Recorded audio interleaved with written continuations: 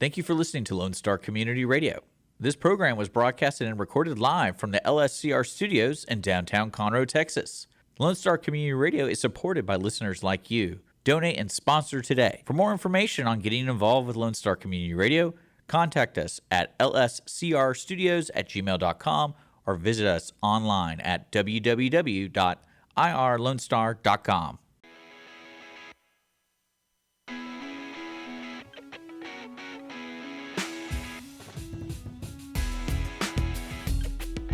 Welcome back, onesies, to the show that isn't telling you that you're wrong, just telling you why we are right. It's the Audience of One show on Conroe's 106.1 and 104.5, also streaming on irlonestar.com and available wherever you get your podcast from. I am Andrew, next to the guy who brings pot as a white elephant gift.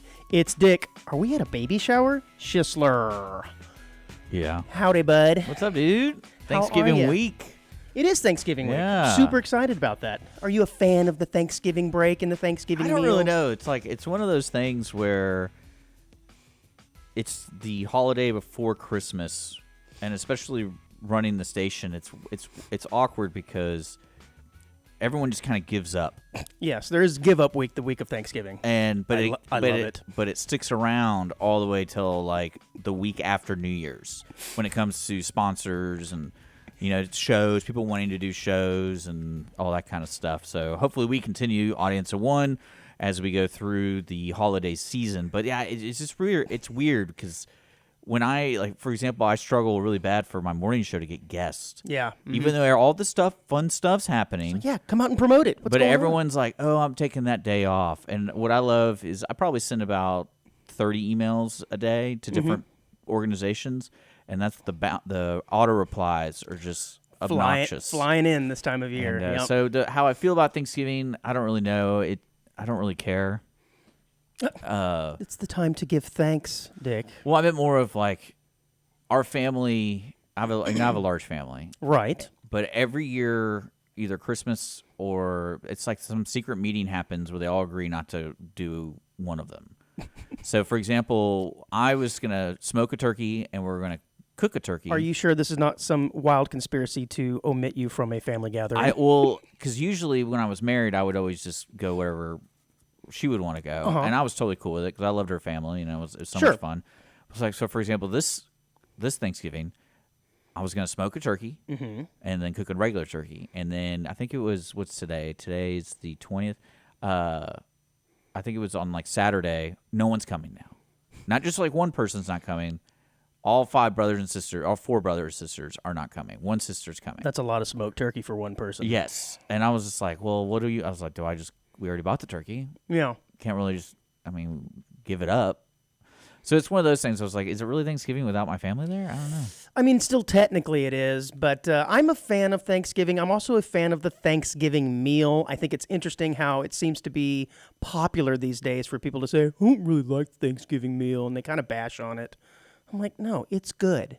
We wouldn't do it every year if it wasn't good. Now, it may not be the best meal ever. Like, I don't know that I'd pick it as my last meal if I were on, like, death row or something. But I like it. And so I'm trying to think of what my favorite part of the meal is. The turkey's good, but I think I'm a stuffing guy. I like stuffing, and I like the sweet potatoes. I like everything. The variety is the most important part. It is kind of weird. It is that one meal of the year where I'm like, I don't even care if the sides touch. Normally, I want my food separated. The sides really shouldn't touch each other, but in this meal, it's kind of okay if everything merges together.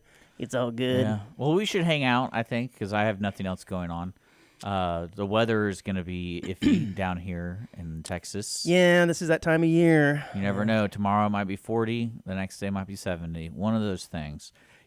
Speaking of weekends, I had a squirrel live in my car over the weekend. It's that Hot Pocket. He's a fan of the Hot Pockets. It was a wild adventure. I want to say thank you to my friend Kurt for being there and helping me figure it out and how to. Thanks, Kurt. But it chewed up my car twice.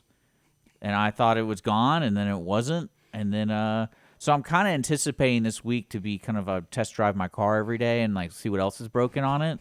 Because you never know what it chewed up. It was random. You sent me a picture and a text, and it was a picture of this nest that this squirrel had made inside your engine. I guess that day you fixed it, and I swear it was the next day you sent me another picture. You said, "Sucker's back again." Yeah. And I thought, wait, this is a new picture? Yep. Cleared it up, and then he came back again. Yeah. So we fixed the car 3 times in the past 5 days, and then basically I just got frustrated with it. So I just went online. I was like, "How do we kill this thing?" Mm-hmm. And everyone was saying, "Don't kill it." And I was like, "Well, if I get my hands on it, it's dead." It's dead. I'm wringing his little neck. But no, I did all the things people suggested. So hopefully it's gone, and hopefully my car. And now I'm like, oh, I got to shop for a new car because this car's 13 years old. It's getting to be that time. And it's a scary world out there when purchasing a car. So if any listener out there can give me a hot deal, let me know. But yeah, it's so funny how the world that you're not in every day, and then you're like, because the last time I bought a car was 13 years ago. And so I was like, oh, let's see what's going on with the market. And I'm like, whoa. Yeah, it's pretty ridiculous. New car prices. I think I read a month or so ago that the average new car price is right around $46,000 to $47,000. That's insane. It wasn't that long ago that price was a luxury car price. Now that's just your regular old Nissan, sedan or whatever. Yeah. Nicely equipped, I'm sure, but good grief. Yeah, it's intimidating, and I'm one of those guys, like when I got my car, when I purchased I didn't care. I was like, here you go, here's the money. Like, give me the car. Like, I was, they try to shop you. Sure, yeah. I'm like, I don't care. I just want this car. It's fine. I can afford it. Let's go. And now when I made the call, I'm like, hey, I want this car. Here's this money. They go, oh, well, actually, it's going to be 6 months till we get this, and then we don't know how much it's going to cost. Like, I was sitting there going, like, well, you don't want this money? Okay. It is weird that you have to wait till the car comes in if you order one. You can't prepay for it and lock that price in. They're like, no, because that just shows you how much fluctuation there is in price right now. And they're anticipating it going up, and they don't want to lock in a cheaper price. So I'm just going to get a Ferrari because might as well. If I'm ordering a car, might as well order the car I want. Put that on your Tinder profile. Yeah. So we have I do need to work on that, don't I? Yeah. Well, you need a picture of you in front of the car on your profile. So we have a new phone number. Yeah. I think we want to let the onesies know that we have set up a phone number for you to call. It's basically a message line. We're not going to answer it. It's not going to be Dick going, hello? I mean, Andrew might It's answer. a message and a text. Yeah, lonely. And a text number. So you can text us, leave us messages, either via text or via voicemail. And the number, I'm only going to give it out once. What's in the description? It's in the description. Exactly. So it's 936-6. Oh, my God. I already messed it up. 463-2322. Yeah, and that's the only time I think we're going to give it out. The rest of the time, it's in the links of the show description, so you can find it. So that's going to be interesting. Leave us some fun stuff. I love it. The one time I give out the number, I get it wrong. Well, it's because you don't have your mouse. So you're thrown I am off. Thrown off. I know. You've been traveling. You've been doing all sorts of stuff. I did travel for work again, but yeah, I thought I put my mouse in my bag here when I got here, realized I didn't have my mouse, and so I am really thrown off today. So that means I have to pay attention to stuff, which and it's going to slow everything down, so if the show is not very good, it's the mouse's fault. So we had a big week in news, man. There's just a lot of things that were going on. I don't know. Well, I know the Israel thing is pumping up, which is... No. Forget about that. So a few weeks ago, we talked about the Toy Hall of Fame. Oh, yeah. Yeah, and we had the Forgotten 5 inductees. Well, they have made their decision as to which one of the Forgotten 5 is going to go into the Toy Hall of Fame. I know you and I selected the pogo stick. If it were up to us, it didn't get in. I still can't believe that. No, so out of the Forgotten 5, the Bubble Popper... Yeah, I can see that. The little Fisher-Price Bubble Popper. That's a classic Got it. Yeah, it is. And also inducted were baseball cards, Cabbage Patch Kids, Fisher-Price Popcorn Popper, and Nerf, which we described as just being really generic in general. Nerf. So I guess the pogo stick will just have to wait another year. Yeah. So disappointed. I'm glad you kept up with that. I think that's an important thing to keep up with. Well, I told you it's a big news week, man. Okay. Well, yeah. Oh man, see, I'm off. I can't do this without my mouse. This is hilarious. So I'll just start talking about whatever. No, hey, what's going on? No, squirrels. So if I told you to picture in your mind, Dick, the movie poster Jaws, could you do it? Could you picture it in your mind? And then just a person swimming like a chick, and then Jaws is underneath coming up. Coming up, right? Yeah. It's like It's really iconic. I mean, it's one of the most iconic. And the author, I guess it's the artist, not Arthur, Roger Castle. He was the creator of that Jaws poster. He also did The Empire Strikes Back. Yeah, he did Indiana Jones, too. Yeah, he's done a lot of them. But I got me thinking, the reason this is in the news is he passed away last week at the age of 92. About time. Yeah, about time. No. Every week you come to the show, you be like, man, is that Roger Castle dead or not yet? It's taking him so long. Well, I always wondered if, like, especially in the movie industry, you got John Williams and you have this guy who's been working with Steven Spielberg for so long. And you've been working so long, you probably dread his phone call.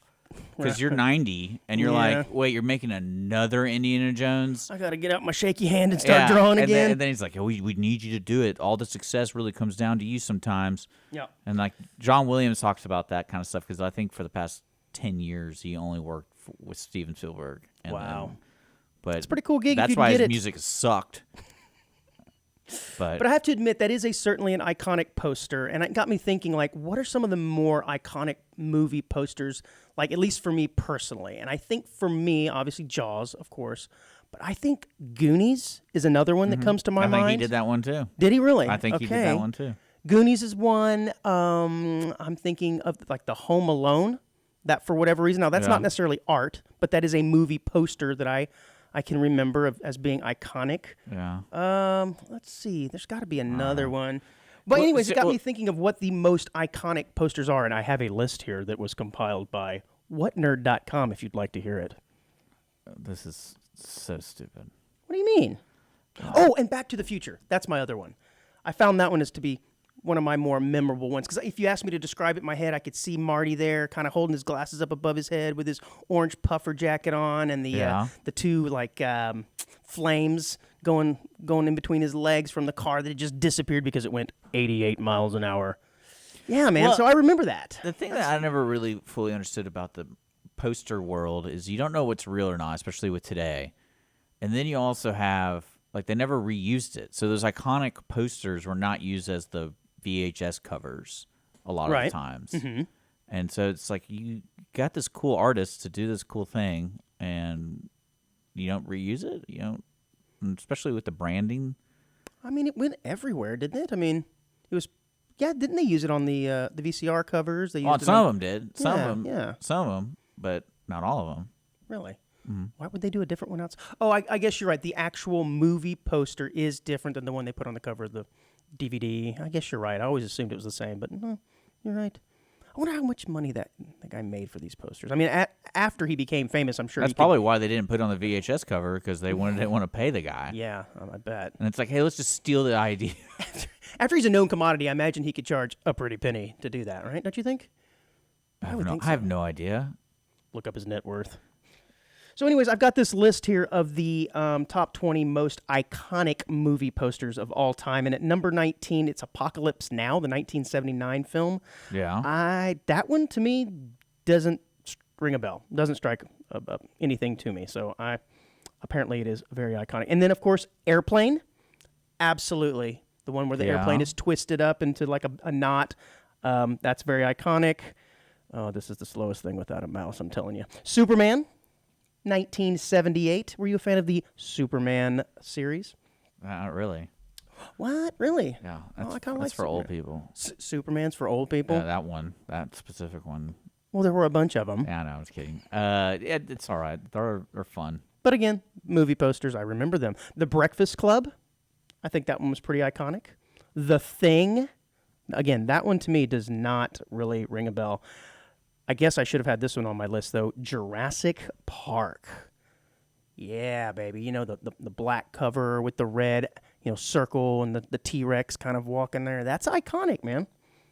No, not doing anything for you? Well, this idea is getting me thinking about we should not talk about great ones. We should talk about really bad ones. Oh, I'm sure that list is out there as well. There's certain ones that if I remember, it's... But I'm mouseless, so I can't do anything. Well, it's like, it's completely fake.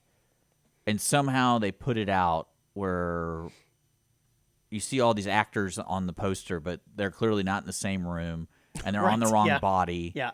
And the hand, there's like 3 hands instead of 2, and that kind of stuff. I remember that. Like, I remember those kind of posters being more fun because it just, like, especially if they're holding something, like, clearly he's not holding something. They just somehow photoshopped it in. I know. I don't have a specific, but I know what you're talking about.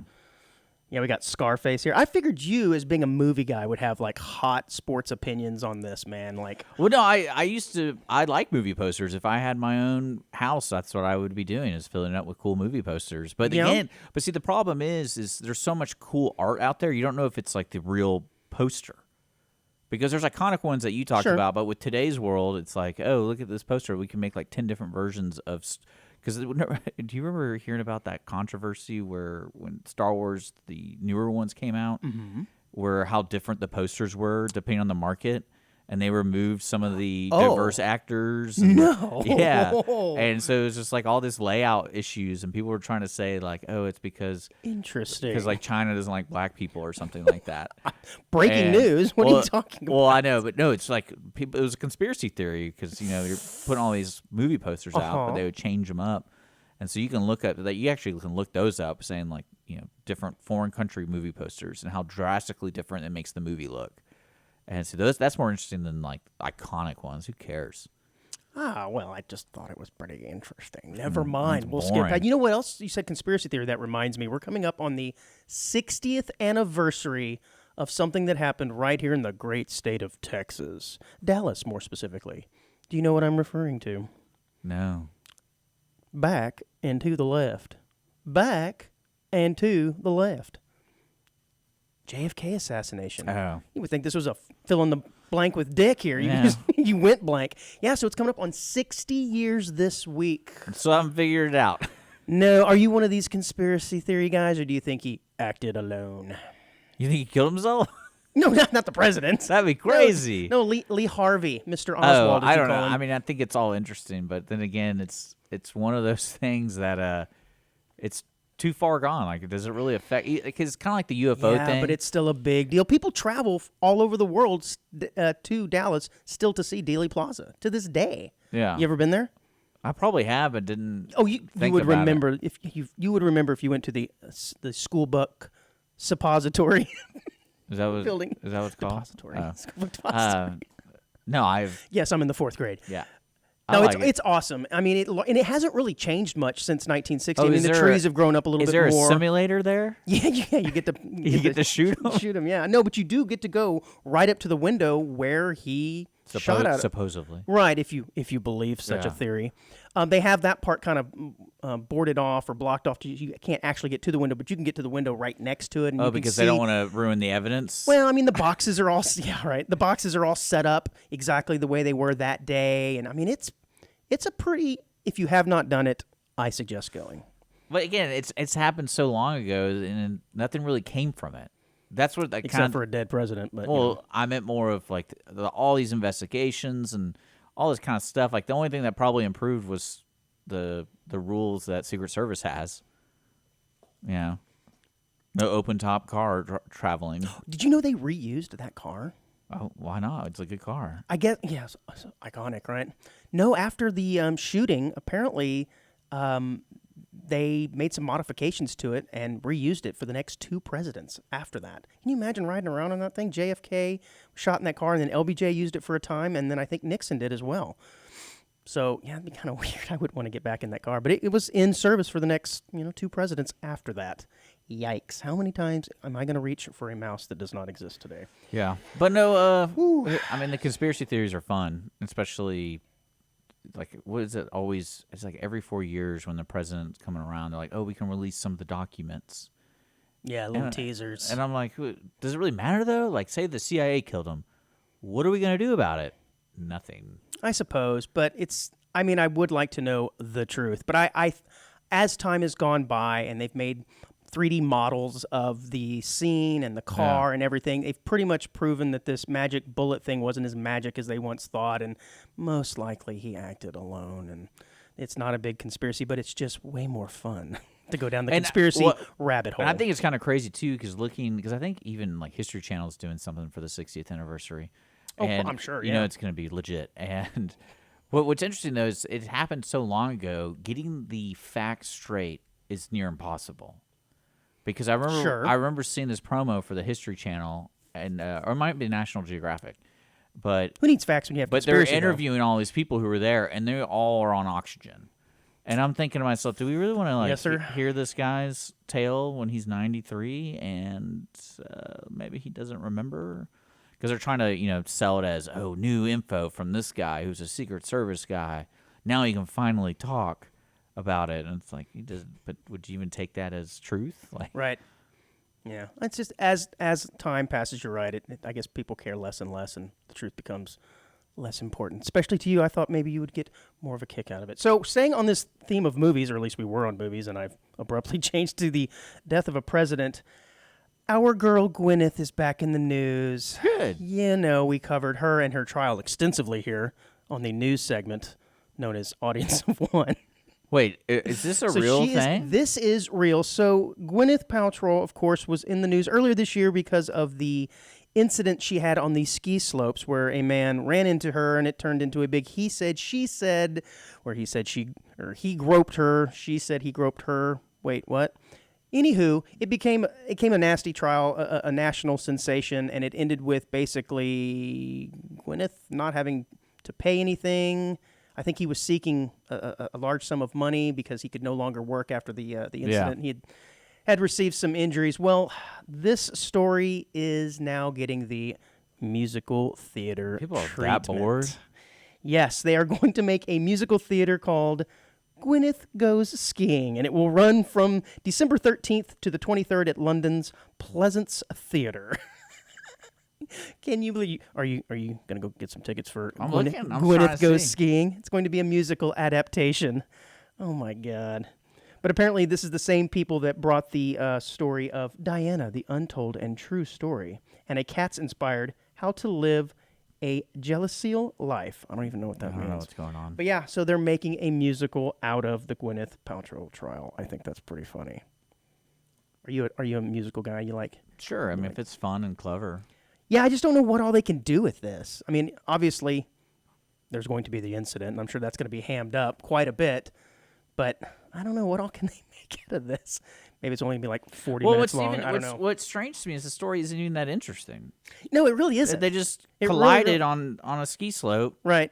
He made some grunting noises as he slid in between her legs. Then he asked her how much for a goop candle, and then they went to trial. I don't know. It is weird. It says here he was seeking $3 million. Yeah, and then she successfully filed a $1 countersuit. That's so baller. That's such a baller move. Look, I don't even care about money. I just want to win.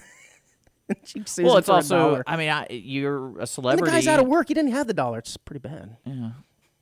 Yeah, exactly. She's a celebrity. She doesn't need the money. And she's raking it in with all the Goop products. I bet you they have some pretty good Christmas specials going on right now on the Pleasure Shop items, if I had to take a guess. I can't believe that website's real. I can't believe any of it's real. Yeah, Goop. I can't believe any of it is real. Well, I mean, it's kind of strange to me that this man wanted to go that far to sue her for colliding with each other on a skiing accident. But then the groping thing was like another, like, why are we going this route? Like, you can kind of sue her because she hit you and you're out of work because you can't, use your legs. Yeah, and he was saying that she groped him after that. It's like, wait, she ain't groping that dude. Come on. I mean, you never know. Gwyneth might be a monster. Yeah, I think when they asked her, like, what she, like, her losses, she said she lost a half a day at the ski slope. And he had lost, like, hearing and sight and walking with a limp and could no longer practice his optometry or whatever he was. And she's like, yeah, but I lost a half day skiing. I like it. I mean, At least she's being truthful. Well, I think that, again, that gives her perspective of how minimal that whole thing was, and this guy blew it up and was just like, yeah, you groped me. Do you think she takes that $1 that she won and puts it in a frame up in her house right next to his picture? Oh man, I like it. So have you heard this weird story that's kind of going around of people who have had blood transfusions claiming that after the blood transfusion they've had changes to their personality? Okay, I can see it. I had never heard this before, but apparently it's such a widely reported thing that doctors, I believe, in the UK are going to actually begin studying this. And it's strange, and I guess it's probably one of these things where this happened as a byproduct of social media. Somebody has an incident, has to have a blood transfusion for some weird reason or a normal reason, and they start reporting, hey, I had this weird change in personality, and then somebody else says, you know what? Me too. So did I. And then I have AIDS. Then you're not participating. You might be receiving, but you're definitely, I think you're out of the running there, bud. Sorry. Well, that's what my personality changed because I got AIDS from the blood transfusion. Yeah. Anyways, it says researchers from the University of Geneva noted that 6 of 7 study participants, quote, acknowledged the possibility that transfusions might induce changes in behaviors or even values. Man, I was a Democrat before. I got this transfusion. I used to hate women. Now I love them. Now it's MAGA all day. But that is kind of funny. But they do say that this blood carries all kinds of cells, and typically when you're getting transfusions, it can be from just basic loss of blood, but also to take away some of the diseased cells that might be causing you issues and replacing them with healthy cells. So they're saying that potentially there could be personality traits that reside in these cells. So I got to thinking about this though. That could really change if this study does prove out to be true. Couldn't that really change the market for blood? And you go from people needing it for medicinal reasons and then now opt to get blood transfusions for fun. Like, I think I'd like to get some traits. You're going way too into it. I think I'd like to be able to play the guitar a little better or something. And you go and you go and get Joe Satriani's blood or whatever. A lot of ladies say I'm not empathetic enough, so I need to get some ladies' blood into me, I guess. There you go. But I think they could really start a whole secondary market of blood transfusions for, I guess. Well, what would happen if, isn't that the kind of the story with the heart transplants and stuff? It's the same thing with, they say it's not just blood transfusions, it's also organ donors as well. They've said the same thing that, I got an organ donated to me, and now I suddenly have this, I don't know, I can sing now. I never could sing before. Now, I don't know what the exact personality changes, but I think that could completely. That's kind of fun. Change. I like it. I want to learn how to putt better, so you go get some blood from Lee Trevino or something. Maybe you want somebody a little younger. I don't know. Yeah, give me your blood. You start kidnapping Tiger Woods' son. Right? Ooh, yeah. But see, then you're right. People would start kidnapping people just to get their blood and then sell it on the secondary market. Sounds like a cool movie. Oh yeah, I guess it could be. Yeah. Would you donate your blood, or would you receive blood if you knew it could change your personality? Well, maybe they already want my sperm, so why don't I just start giving my blood? Oh, boy, here we go again with your farm to table. Farm to table, baby. Speaking of weird things, and I guess this is considered listener feedback. This is on the theme of why we can't have nice things. Were you a fan of Chuck E. Cheese as a kid? Yeah. Yeah, what is it about Chuck E. Cheese? I was too. Well, I'm just a fan of arcades. Okay, so anywhere there's an arcade. Actually, it's a side story here. This weekend, I went with friends to the Woodlands Mall, and I haven't been to a mall in a long time. Yeah. And I was banking on there being an arcade because someone had to get a haircut, and we're picking up parts for my car. Someone. All right. So we were like, we got to kill an hour. And we walked through that whole freaking mall looking for an arcade, thinking we're just gonna find it. Yeah, there's not an arcade. Well, that's because it's not 1982, Dick. But still, the core value of a mall is supposed to have some type of entertainment there, because some people like to go shopping, and then the arcade was always meant for, I don't want to go shopping, but I want to spend my time doing something. Mm-hmm. But even stranger was we were looking around. Oh, did you see that doo-doo mushroom that you talked about? Yeah. I really did. But we're looking at the map because we're like, what do they call the arcade here? Because I remember the tilts and all that kind of stuff, right? Uh-huh. Two officers came up to us, and they were like, they're older than me, and they're like, can we help you? Find somewhere. What are you looking for? And I was like, well, we're looking for the arcade. Is there an arcade around here? And that's code word for cuffing stuff. Everyone knows there's not an arcade in here. Like, this guy's a molester. Well, no, and the guy straight up goes, what's an arcade? The security guy did? No, this was a police officer. This wasn't a security guy. I wonder if he was testing you. I don't know. He had to have known. It was weird. And I was like, you don't know what an arcade is? And he's like, no, what kind of arcade are you looking for? So, sorry if I missed it. He stopped you? Yeah, because we're looking at the map, and my buddy and I are talking, and we're like trying to figure out like maybe they should have a cool name for it because there's a lot of places. You in got that mall. profiled. Oh, sure. I look at that map all the time when I'm looking for something in the store. I've never been stopped by police. Oh, and I don't know if he was trying to be helpful or whatever, but yeah, he's like, I don't know what an arcade is, and I go, well, like pinball, arcade, Right. and video games. and he's like, oh, like you want a place where you play them? And I look at my buddy. I was like, this guy's messing with me, and he was not messing with me. And the other guy's like, oh, I don't think we have something like that. We have like a virtual reality thing that you can pay, but I don't think there's any like arcade games. And I was like, yeah, okay, so there's just non-arcade. That's fine. But I was shocked, and the mall was a disgusting place. So it usually is.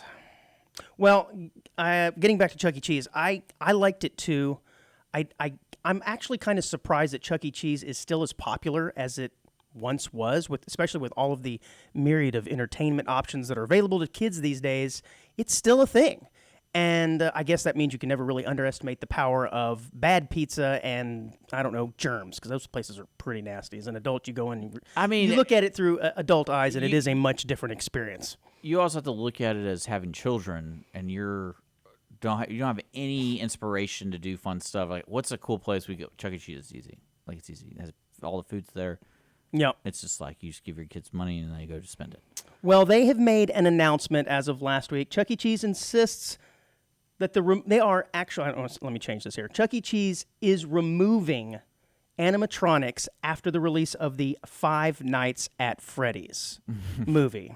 And if you aren't familiar with the Five Nights at Freddy movie, this is basically people that get stuck inside of I guess it's a themed type restaurant with characters that resemble what Chuck E. Cheese looks like. And if you don't know what Chuck E. Cheese looks like, he's a gray mouse that freaks everybody out because he sings and dances and serves bad pizza. Yeah. But Chuck E. Cheese is insisting that the removal has nothing to do with the movie, but the timing is awfully coincidental. I don't really remember them ever like the last time I was at the Chuck E. Cheese was probably 5 years ago, 10 years ago for a nephew's birthday, and I don't remember them having the animatronics there. Like I remember there being a space. Clearly, that's where they were. Yeah, there's a stage, but then there's nothing there. So I mean, not well. Okay, so from what I can remember, they didn't perform all the time. They only had certain show times where they were there, and the rest of the time, the stage was just empty. So if you didn't go at showtime, you probably didn't get. I have no idea. Yeah, you probably didn't get the pizza was show. all right. Games were okay. Yeah. Probably had to shower afterwards. That place is nasty. All right, it's a pretty good time to take a break. When we come back, 4 men are charged with the theft of something pretty They're opening up an arcade here? You stepped all over my tees. Yeah, we'll be back. Audience of one. Everyone gets it. Did you know they were opening an arcade here? What's an arcade? It's like a beer arcade. No, over where Moco Food Hall used to be. Cool. They're going to put pinball and all that kind of stuff Nice, there. and a mushroom. Hopefully there's going to be a bathroom there that the kids are taken to. But yeah, Audience of one, we'll be right back. We're going to take a quick break.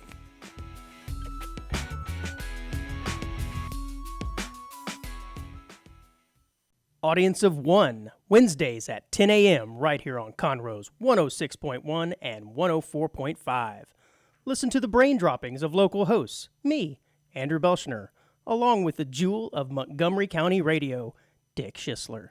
Topical musings, news stories, oddities, or just weird conversations that we normally have with ourselves, all mixed together with the occasional guest.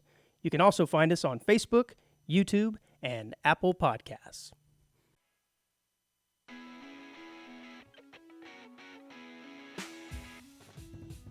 All right, we're back here on Audience of One show every Wednesday at 10 a.m. Catch us on YouTube, Facebook, Lone Star Community Radio, worldwide, irlonestar.com. And, of course, podcasts is available on pretty much every podcast, I think. I do want to let folks know we have a call-in text line. Don't ask me to repeat the number. It's 936-463-2322. You can see it actually right below us right now. It's up there. There it is. Boom, boom, boom, boom, boom. We'd love for you guys to text and call us, leave a message. We're not going to pick up unless Andrew's, lonely on travels and things like that. And but we had a good first half. It was fun, and I'm excited about the arcade coming here. I'm glad you are. I'm glad. Well, we're gonna go to it. Oh yeah, absolutely. So, Absolutely, gonna play some Galaga. I mean, I'm really Donkey Kong. I'm happy that video games are not a stigma as much as they were 20 years ago. Yeah, I think because when they came, quote unquote, came out or gained in popularity, it was seen as something for children. Now those children have grown up and they are adults and still like it. So I think that's why it's changed. Initially, games were just for children. Yeah, I'm really enjoying that because I love pinball. And it's so much fun to just relax for an hour and play some pinball. And I know a lot of my friends do not care for pinball or video games or anything like that. But it's always I'm not a video game guy. I do like going to an arcade to play though. But I'm not going to sit down at my house and just play video games. It's just not something I'm going to do. I understand that. But Dick, have you ever been to a restaurant and had someone order the food for you? Probably. I mean, I know most of the time I'm pretty sure what I'm going to get before I even get to the restaurant. Sure. So this happened to me fairly recently. Oh, you got someone order for you? Yeah. Was it your wife? And no, it was not my wife. I was traveling with a group of people, and it was, hey, we're going to go out to dinner. And I was like, great. And in this particular case, we were going to a Thai restaurant. Now, my family doesn't really eat Thai. I do, so I was extremely excited. I'm like, ooh, because I had not had Thai food in a while. And my mouth immediately started watering as I'm thinking, ooh, I'm going to get me my favorite pad ki mao dish with tofu, mildly spicy, like you. You already knew what you were going to get. Well, when I got there, one of the people in the group decides to start asking everyone if they've got any food allergies, what they prefer to eat, this, that, and the other. And as it turns out, he knew the chef, and he was going to order a bunch of stuff kind of off the menu for everyone to eat. Now, I'm not going to complain because this is a benevolent act. He's paying for the dinner. You don't want to complain, but I was like, yeah, see that it makes for a really odd situation. Well, but in my case, the food was really good, and I got to try a bunch of dishes that I never would have tried otherwise. I was going to go straight for my pad ki mao, but I got to try all kinds of things, and almost all of them were good. But it was at the start, I'm like, no, what are you doing?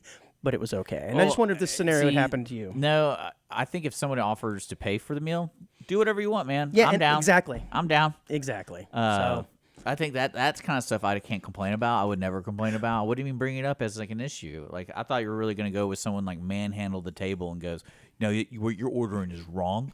Okay, I'm going to order for you and the alcohol.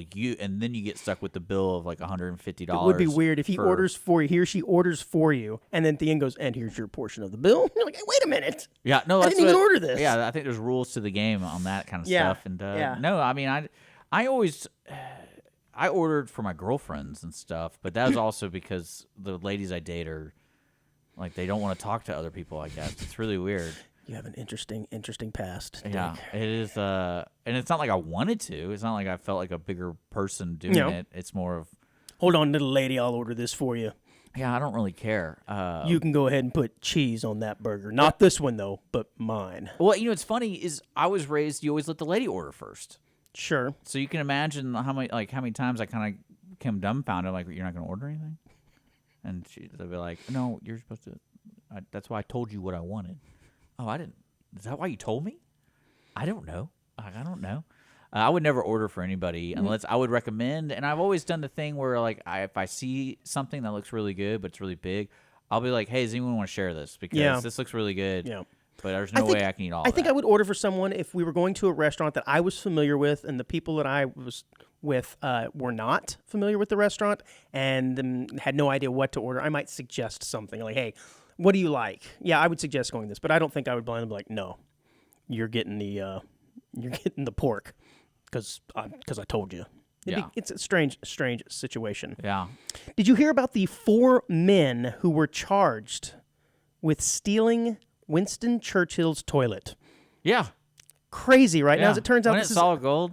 It was a solid gold toilet. Yeah. Now, it was a satirical art piece. I don't think it was actually Winston Churchill's throne where he would do his morning constitutional.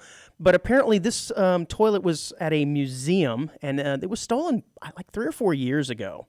And it's back in the news because the 4 men were finally charged with this theft. But this toilet had the nickname of America. And I don't know if you want to show the toilet to our I'm trying to viewers. find It is quite impressive. It is what you would think it is, a golden toilet. And it was nicknamed America, which I guess I'm kind of offended at that, but it was meant to represent the excessive wealth of America, I suppose. And it was an Italian conceptual artist, Maurizio Catalan. Well, Maurizio, you can suck it, because here in America, we love our wealth, I suppose. That was my terrible way of defending us.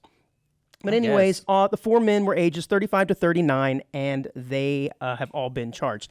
What I do think is interesting is when you went to this museum, and I wish I had the name of it, you could actually rent time to use the potty. I think in 3-minute increments, so you got to do your business pretty quick. But yeah, you could go to this. It's a legit restroom. Blenheim Palace. There you go. And you could actually rent out some time in a 3-minute appointment to use the toilet. Wow. So if you ever find yourself with the opportunity, would you like to dookie in America? Yeah, I would. Yeah, that's pretty cool. Well, I mean, you got to make your day interesting. Why not poop in a golden toilet? I mean, if you got to go. But and apparently it was actually working. Duh. So when they removed the toilet, it caused all kinds of damage. I wonder if they charge you different for flooding. Doing number one. Well, you got 3 minutes. I think you're free to do whatever. I think you're free to do whatever. Okay. Yeah, man. You got 3 minutes, bud. Yeah. I'm gonna do a handstand, give myself a swirly. A what? What is it? Oh, no, upper decker. You do an upper decker. I don't think this one had the ability. Did it? I don't think it had a tank on it. Did it look like it was just straight from the wall? Oh. I think in order to do an upper decker, you actually have to have a tank. And if you aren't familiar with what an upper decker is, that is really strange. Just to me. look it up. That is kind of if you strange haven't figured to me it out. to pay to use the restroom. That's a strange idea. 3 minutes. Yeah. Yeah. So I guess if you go over, they just charge you double or triple or however long it takes you to get your business done. I'm glad someone tried to steal it. That's good. Have you ever, this is the Thanksgiving week, and this, I guess, by default is our Thanksgiving special. Have you ever, and it's like, what is it, the most traveled day in America? I think it's the busiest day at the airlines. There's more people on the roads than any other day or this week, something like that. So it got me thinking about traveling, especially by car. Have you ever seen one of these road signs, like, the digital signs on the side of the road that say, like, merging left, road construction ahead, that had been hacked? Yeah, oh yeah. You've seen that before, yeah, and someone's taken over and put like an inappropriate message. I didn't know there was one in Houston, because what it was the zombie apocalypse. Okay, basically. That's pretty common. I haven't seen myself, but I've seen like pictures online where call out someone's genitals or something, about Matt. Hey, look, Matt there. That's interesting. But anyways, apparently there's this tool that I was not aware of, and it's called the Flipper Zero. Yeah. And this is like a hacking tool that is available for anyone to buy. Yeah, it's an RF reader. Yes, that's essentially what it is. And I had no idea, but it's a radio frequency device that picks up signals that allows people to hack into signals extremely easily without needing any coding or hacking skills, computer skills, lightsaber skills, hacking skills. Yeah, it doesn't really work as advertised. Does it not? Well, you still have to do, like, it's not like you go into the room and you can sit there and scan everyone's credit cards and you're good to go. Well, it can pick up just about all the frequencies, but it can only hack certain ones. And I guess the ones that aren't protected very easily, like a road sign or something, you can get into pretty easily. The things I've read that people have been really using them for is for parking garages. Okay. So they don't have to pay. Ooh, yeah, it just opens the gate for you? It just opens the gate. Oh, that's awesome. I know that's that's one of the popular things for the flipper. And then I think another one was like you can do garage doors, but it's not. Yeah, read and record the signal from a garage door opener, clone any building entry card, detect the signals an iPhone sends out for facial recognition, read a stranger's car tire pressure. Not sure why you'd want to do that. But yeah, see, this is kind of the things you can do with it. But it made me wonder if something like this is legal. Amazon actually stopped selling them recently because it fell under one of the categories of like a credit card scanner machine or something, and they said we don't do that. Yeah. But the actual device itself is not illegal. I'm gonna buy but one. you can do illegal things with it, right? So that's how they kind of skirt the law. And I guess it makes sense because, right, you can go buy a car that can go 200 miles an hour, but you don't drive it 200 miles an hour. Yeah, you wouldn't right? download it. Yeah. Huh? Download the car? What are you talking about? You ever seen those anti-privacy ads? No, I have no idea what you're You talking never about. seen those? Like at the beginning of movies and stuff in the theater? It's like, you wouldn't download a car. Then why would you download this movie illegally? Oh, yeah, okay. Yeah, that was a bit of a stretch. I didn't know where you were going with that. Come on now. Yeah. Are you familiar with what an ultra marathon is? As if a regular marathon wasn't painful enough. I mean, I've heard of like 100-mile runs. That's what it is. That's exactly what it is. I think they have them anywhere from like 50 to 100 miles. Yeah. And I actually, when I first moved here to this area, I went to a Super Bowl party across the street from my neighbor, or with my neighbor, and there was someone there at the party who had just completed an ultra marathon. Cool. And he's hobbling around. He had his shoes off.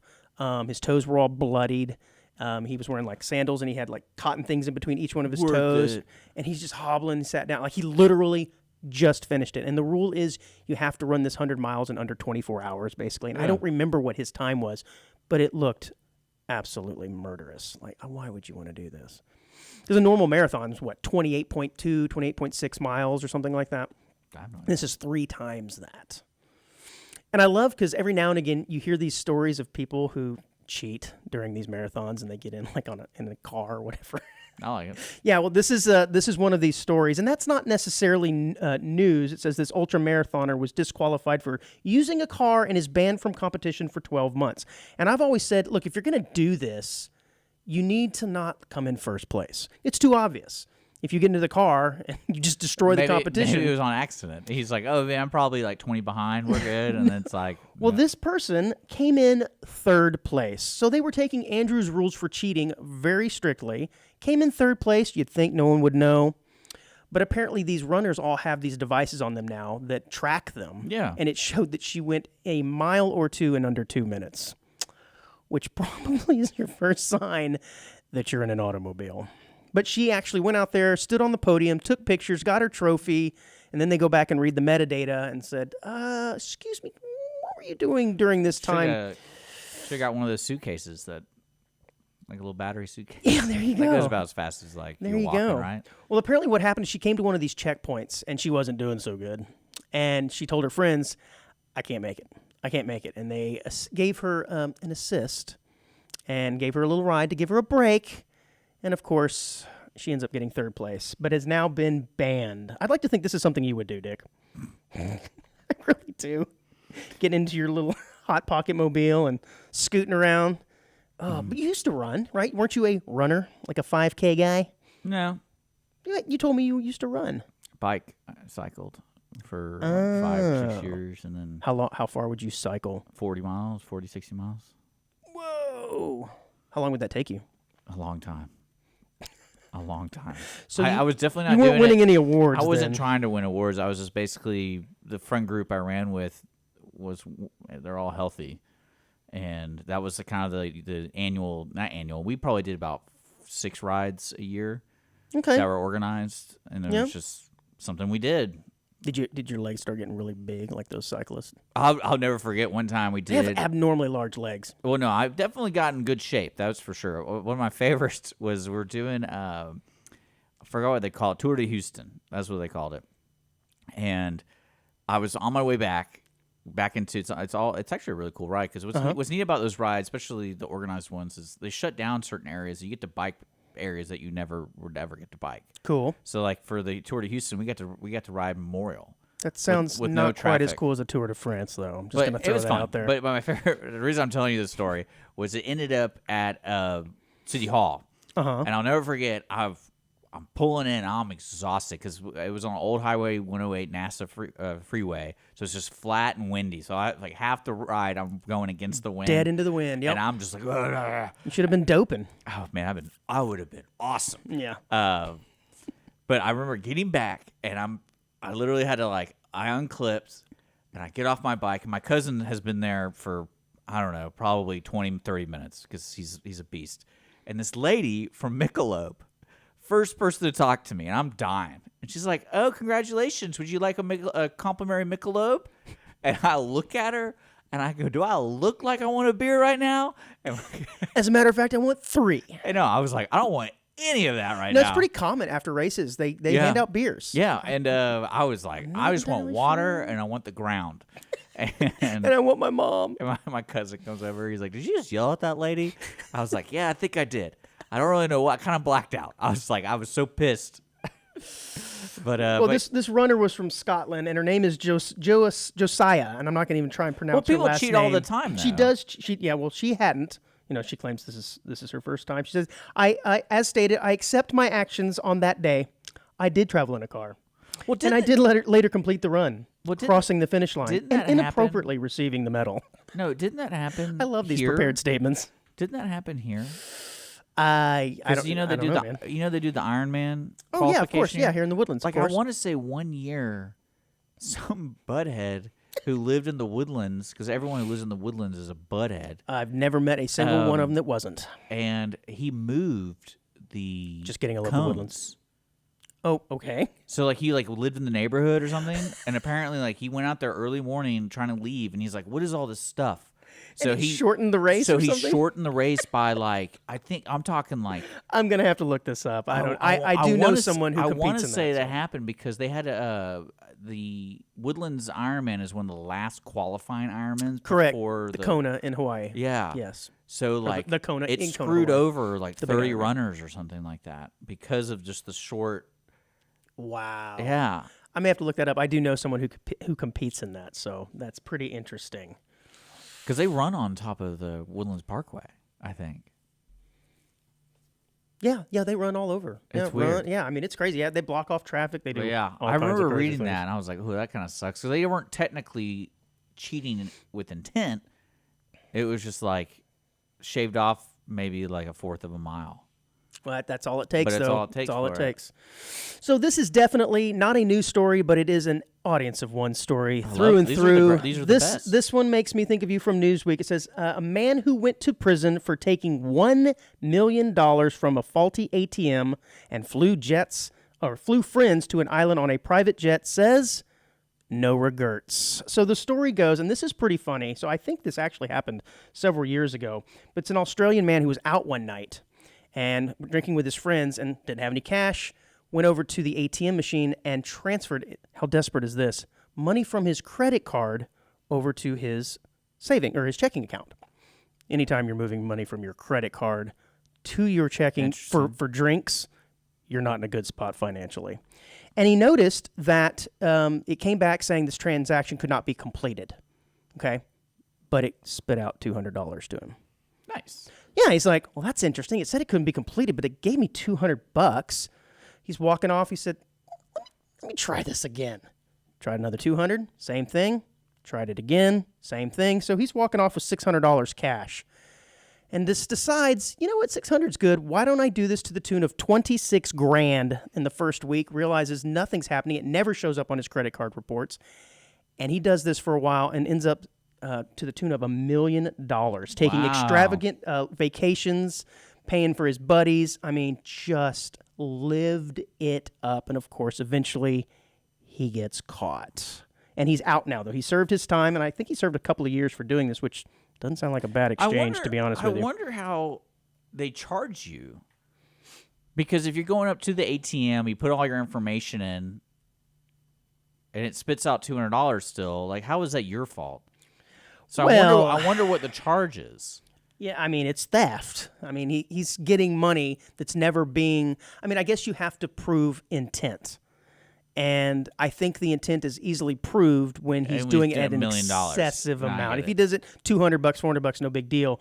But it says Saunders was his name, managed to spend around $20,000 in the first couple of weeks before eventually going all out and buying more and more lavish purchases, including chartering a $90,000 private jet to take him and some of his friends to a remote Asian island for a weekend. This sounds like a guy who knew he was going to get caught and was like, I'm just going to blow every dime and have a blast. And consequences be damned. He said it's a pretty addictive thing to make money appear out of nowhere. Yeah, you think? Because I want to say that's happened before with the IRS. where the IRS, everyone gets their check or whatever. Like old school. I'm talking about this is like 20 years ago, 30 years ago. The paper check in the mail. And they get the paper check, and I think I remember stories of misprints. And yeah, sure, yeah. So it's like, instead of getting 1,000, I got 10,000. 10,000. Sure, that did happen. And it's not like the bank didn't have that money, so they just deposited and they got in big trouble. But it wasn't. I don't think they arrested anyone because I remember one story was $1 million. Yeah, at that point you've got they it's returned a red flag. it. They returned it. They're like, to. hey, I'm not depositing this because. So that's what I was going to ask you. If you found this little loophole in the system, I would have just kept the $200 and never thought about it. Yeah, again. right. You go, oh, cool. Yeah, and exactly. So you don't think you go back and try it a few more times? No. I might try it one more time. Just to see, just to make sure. But then, I'm not. There's no way in good conscience I could do this. To me, my logic with that is like, oh, you guys screwed up, I didn't, and then just walk off. Sure. And $200 probably no one's going to be. Because I don't think the first time he did it was intending to get $200 for free. No, of course not. It was an accident. No, he's just again, transferring money from his credit card. Yeah. He was sentenced to 12 months in jail after being convicted of fraud and theft charges. So that's how long he spent. I knew it was a short period of time. That bad. That's what I was thinking. I mean, he has quite the story to tell now. Got to travel and eat all the fancy foods and everything else. Speaking of money, Dick, do you have any $2 bills? No. I have not seen John Hemman in a long time. Wow. You just had to throw first and last name out there. Yeah, so I have a decent number of $2 bills, which I'm supposed to be putting into circulation, but I've been stashing them away against what our friend John wants us to do.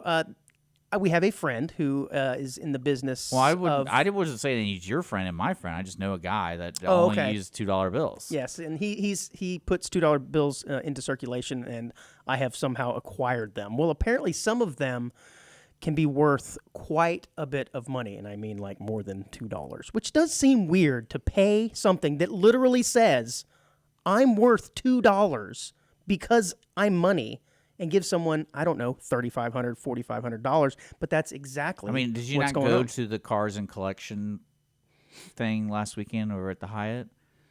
I must have missed it. People were selling pieces of cardboard for a lot of money. So yeah, but that's not actual currency. To me, currency is what it's valued at. Now, granted, old ancient money, I can see how that goes, but this is like something that's still in circulation. Yeah. That they said that some of them can be up to $20,000. Now, finding out which ones are valued at, it's kind of a difficult task to do. It's not as easy as just looking at the serial number or the timestamp or whatever, but it says bills that have red, brown, or blue seals printed between 1862 and 1917 could be up to upwards of $1,000. So these are older ones, obviously, not the ones that our buddy is handing out right now that were printed last month. But yeah, I love the $2 bill. In fact, why does he want to put them in circulation? I believe they're trying to get them out into circulation again for whatever reason.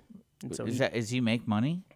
Is he the guy at the mill? Right, he's actually a machinist making the money. No. I never even thought about it. I thought he was just one of those quirky kind of guys that like getting $100 and $2 bills and just throughout the month, just kind of like, hey, I got $2 bills. Maybe he is. John, you'll have to defend yourself here. I actually gave one of those $2 bills away as a donation to a high school. It was like the seniors fund or whatever. I guess it was last season at a football game. And the look on this young man's face when I handed him a $2 bill, he lost his mind. He turned around and started screaming to his buddies, "Look at this! $2 bill, bro! $2 bill!" And that made my day. Like, wow, this guy's really excited. I work at the alley, and that's what he would pay with $2 bills, and I was like, yeah, cool. Yeah. But anyways, some of them can be worth quite a bit of money. I think I've got wonderful story. I loved it. I think I've got a good little stash of them. Maybe I'll bring them in here and kind of make it rain in $2 bills one day. You ever made it rain, Dick? Sure. Come on, admit it. No, I never gone to a strip club. I just mean walking in here into the studio and just kind of poof, throwing some bills up as you walk in to do Cindy's show. Look at me making it rain. I guess. I don't know. We talk frequently on this show about squatters and how we just cannot believe that people can get away with squatting in someone else's house. I think this story may take the cake, though. A homeowner is arrested after trying to evict squatters from his own property. And he says, quote, "I walked in on weapons, a prostitute, and a bunch of dogs." Poor dude, man. But How apparently, do you know he was a prostitute? well, I'm sure she propositioned him. Oh, okay. I don't know, or maybe she just had a shirt on that says, "I'm a prostitute." Be a lot easier to recognize. Although some of them are pretty easy to get recognize. you that shirt right there. Yeah. No, it's interesting though. So this was in a suburb of Atlanta. He goes to check in on his own property and then gets arrested for trespassing. See, this is what's crazy about this. Well, and I really wish if one of our listeners is a lawyer or works for the government, like can explain to me how this came about. Like how the squatters' rights and how, because there's got to be a point where our law and order kind of figures itself out. Like, oh, hey, we're not going to... Common sense takes over, right? We're not going to charge this guy trespassing on his own property. Yeah. Well, he did, certainly. He said he walked up and found someone was waving a gun in his face. He didn't know what to do, so he jumped the fence and ran. He said, I didn't walk in on a family eating dinner. I walked in on weapons, as I said, a prostitute, and a bunch of dogs in the back. And my fence was broken down. Poor dude. Just chose to check on his own property. Didn't we actually kind of go through the time period? Because like a lot of times of these squatter stories begin with someone's intending to move in, and then they just don't move out. Something along those lines. So it's like something along those lines. 90% of them were the people who were the tenant or the landlords don't live there. Yeah, and they come back and they're like, "What's going on here?" Yeah. Or they leave it to a management company and something goes awry. It says 6 months later they are still living in his home. Can you imagine that? And these are squatters. Wow. So just be careful out there, especially all of you homeowners. Yeah. Interesting. So I know the Ozempic weight loss drug has been Ozempic. I think I've heard of it. I think I've heard of it. You think you've heard of it? Yeah, I think. Yeah, I think that's the. Is that what's called Ozempic? Yeah, it's like I think it's a shot. Yeah, you take it as an injection. Okay. Didn't we do the story about how people were noticing that their impulses after taking this weight loss drug like completely disappeared? Like they had no desire to, not just eat, but also shop and buy things compulsory. Oh, yeah. Yeah. So it's working those sensors in the brain. Well, there's been a couple of copycats that are out there now, and it's kind of all over the place. So much so that Wall Street is noticing, and Krispy Kreme Donuts has taken quite a hit in their stock price recently. Yeah. I guess there's fears that the Ozempic weight loss drug will have such an impact that the stock price of Krispy Kreme is going to take I'd go for a Krispy Kreme right now. But I do think it's funny how like donuts are the I don't know, the poster child or the unexpected consequence to this Ozempic weight loss drug, though. Krispy Kremes. I think we should jab you a few times. Why? You call me I need to lose weight or something? Sir, no, I'm just saying that I think it would be interesting to see the effects of you on Let's do a blood Ozempic. transfusion. Let's do the Ozempic drug. What else do we got? I got you doing all kinds of things. I'll do it, and we'll see if my personality changes, and then I don't want to shop anymore, I guess. Oh, man, how are we doing on time? We good? Yeah, we got like now. Sure. So did you ever do like after school, like clubs and meetings when you were a kid? Like the after school club? I think these were things that were popular probably in the 60s and 70s, maybe in the 80s. I don't think kids do that anymore, do they? I did sports primarily, and then I was, if you're talking about Boy Scouts and all that kind of stuff, I had no interest in that. And I'm trying to think, there might have been like a theater thing I had to do, which I was really pissed about. But realistically, my parents kind of controlled everything I did, and then did allow you to do the after school club. Well, they wanted me. They like, you got to do something. You're not coming home. Right. Okay. So you got to do something. Well, parents in a Connecticut town worry as a quote after school Satan club plans to begin meeting. That sounds really boring. After school Satan club. What is going on? Now, I guess if you think about it, it's probably no different than the after-school Bible study, right? When you get down to its core, right? I suppose they think it's some kind of religion, but they are. What are we sacrificing today? I know, but that's the thing is, look, I don't care what these people do, but is it just me, or are all these people that like worship Satan kind of weird? Like, why is that Satan club hanging out with all these puppies? Yeah, I don't get it. They're always just a little off. Well, whatever. But yeah, of course, all the parents are up in arms because, it looks bad, and they're worried they're going to infiltrate their children's minds. I love it. And I'm sure that you would. I'm all for that then. But, however, says, despite the name, the group says that they don't worship the devil. It touts that the club is non-theistic. Okay. And it views Satan as the literary figure who represents a metamorphical, construct of rejecting tyranny and championing the human mind and spirit. Again, it sounds boring. What a bunch of crap. Like if we're not sacrificing anything, why am I there? Well, that might be. You have to get into the second level. Oh yeah, I'll be all about that. Yeah, I bet.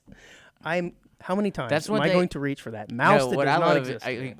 That story of there's always that kid in your grade that like killed rabbits and all that kind of stuff. How creepy that is. I'm sorry, there's always that kid? No, everyone always says there's that kid. It's like sure. Like they no, probably, I didn't know that kid. They probably wouldn't let him. Oh no, that's because I was that kid. If you don't know the kid, then you are the kid, right? Oh, maybe. No. I don't know. Do you sleepwalk a lot? No, I mean, speak in tongues? Maybe. Yeah, they wouldn't let you in that club. The rabbit was asking for it. They wouldn't let you in that club at all. Like that'd be kind of funny. It's like, it's a little on the nose, Joe. So we're not going to let you in because they already think we're baby killers. So. Quick hit here at the end of the show. Have you ever wondered where the saying "Elvis has left the building" came from? It never existed. I think about it all the time. No, but it is. You've heard this saying, right? Like, "Oh, ladies and gentlemen, Elvis has left the building," and it's kind of become one of these catchphrases, I suppose. Is that what you say when you flush? That's so weird. But the phrase was first used by promoter Horace Logan at the Hirsch Memorial Coliseum on the fairgrounds in Louisiana in December 15th of 1956. I mean, what happened was Elvis appeared in the middle of the night's lineup. Of course, he was extremely popular, and the other acts after him were not so happy because the crowd kept cheering for him, so the promoter had to come out and say, "All right, everybody, Elvis has left the building," so that they would calm down. But I've always wondered where that came from. Thank you, Wikipedia. I like it, I guess. Who cares? All right, that's all that we have got time for this week. Folks, I apologize for my terrible performance, as I did not have my mouse, and it really threw me off today. You're a man of accessories. You can't, if you don't have your accessories, you're useless. It's hard to navigate back and forth from my notes and stories and the run sheet without the mouse. It's extremely difficult. So I have three. My apologies. I have 3 mice up here. Yeah, you have a rodent problem. You could have lent me that. Now that the show is over, you're like, "Oh, you need this." You should have said something. I kind of didn't even think about it. Yeah. All right, next week, Wednesdays, 10 a.m.